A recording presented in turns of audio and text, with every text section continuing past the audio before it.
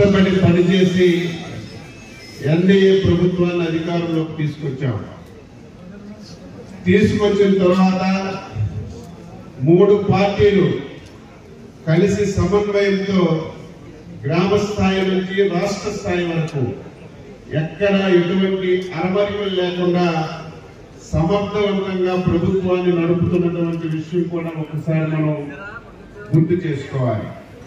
అందులో భాగంగా నామినేటెడ్ పోస్టులు ద్వారా ఎవరైతే పెద్దలు చంద్రబాబు నాయుడు గారు, ఇటు పవన్ కళ్యాణ్ గారు, బీజేపీ అగ్రనాయకత్వం కలిసి రాష్ట్రం మొత్తం మీద ఒక ఫార్ములాని పెట్టుకొని ఎక్కడ కూడా ఇబ్బంది లేకుండా నామినేట్ పోస్టులు కూడా భర్తీ చేస్తున్న విషయం మనందరం కూడా గుర్తుపెట్టుకోవాలి. అలాగని చెప్పి కష్టపడ్డ వాళ్ళందరికీ పదవులు రావాలంటే కష్టం. ఈరోజు స్వామినాయుడు గారు 1987లో ఎన్టీ రామారావు గారు పార్టీ పెట్టినప్పటి నుంచి వారి తండ్రి గారు కానీ ఆయన కానీ మెట్ల సత్యనారాయణ గారితో రాజకీయం ప్రారంభించి 42 సంవత్సరాలు ఏ విధంగా పనిచేశారో పార్టీకి నేను చెప్పవలసిన అవసరం లేదు, మీ అందరూ కూడా చూసినటువంటి విషయం. ఈ పట్టణం జిల్లా స్థాయిలో మనకు కల్పించాలంటే ముందు ఎక్కడైతే రోడ్లు వెడల్పుతాయో అక్కడే అభివృద్ధి కనిపిస్తుంది. మీరు ముందు ఈ పట్టణంలో ప్రజలతో మాట్లాడండి, వర్తక వాణిజ్య వ్యాపారస్తులతో మాట్లాడండి, వాళ్ళకి నచ్చ చెప్పండి. రోడ్స్ అన్ని వెడల్పు చేద్దాం, సెంట్రల్ డివైడర్ పెడదాం, మంచి లైటింగ్ పెడదాం, గ్రీనరీ పెడదాం.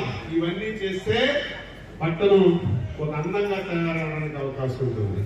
ఎవరైనా జిల్లా హెడ్ క్వార్టర్ వస్తే చంద్రబాబు నాయకత్వంలో ఎన్డీఏ ప్రభుత్వ ఆధ్వర్యంలో అమలాపురం చేంజ్ అయింది, డెవలప్మెంట్ జరిగిందని ప్రతి ఒక్కరూ చెప్పుకునే విధంగా దీనికి తయారు చేయాలి.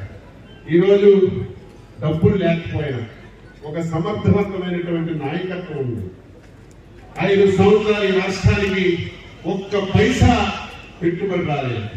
ఈ 6 మాసాల్లో కొన్ని లక్షల కోట్ల రూపాయలు పెట్టుబడులు పెట్టడానికి, పరిశ్రమలు పెట్టడానికి, ఈ రాష్ట్రం మీద ఒక నమ్మకం కలిగించడానికి చాలా మంది ఈ 6 మాసాల్లో మన దగ్గరికి వస్తున్నారు.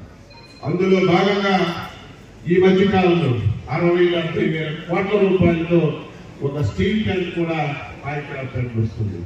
అదేవిధంగా ఈ రాష్ట్రంలో 4-5 లక్షల కోట్ల రూపాయలు పెట్టుబడులు పెట్టడానికి చాలా మంది ముందుకు వస్తున్నారు. ఈరోజు పెట్టుబడులు వచ్చినా సరే చంద్రబాబు నాయుడు గారు ఎన్డీఏ ప్రభుత్వం ఒక నినాదం తీసుకుంది. మీరు ఎంత డబ్బులు పెడుతున్నారని కాదు, మీరు ఒక పరిశ్రమ పెడితే మాకు ఎన్ని ఉద్యోగాలు ఇస్తున్నారు. ఒక నూతనమైనటువంటి విధానం తీసుకొచ్చారు. ఉద్యోగాలు ఎక్కువ ఇచ్చిన వాళ్ళకి, ఉద్యోగ అవకాశాలు ఎక్కువగా కల్పించిన వాళ్ళకి ఆ స్థాయిలో రాయితీలు ఇవ్వడం అనేది ఈ దేశంలో ఎక్కడా లేదు.